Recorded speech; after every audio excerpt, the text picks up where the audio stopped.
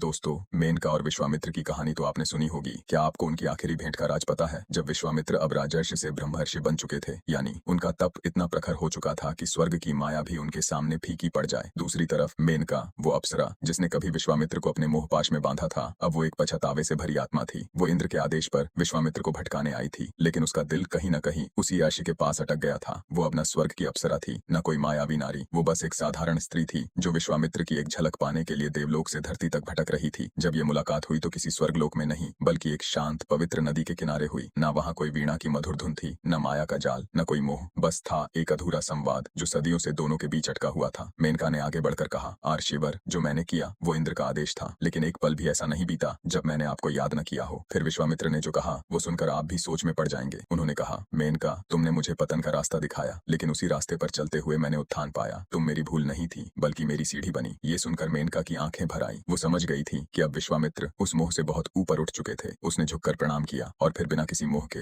बिना किसी जवाब की उम्मीद के वो लौट गई, न अप्सरा बनकर, न प्रेमिका बनकर, बल्कि एक चेतना बनकर। दोस्तों, कमेंट में जय श्री राम जरूर लिखे। आपका बहुत बहुत धन्यवाद।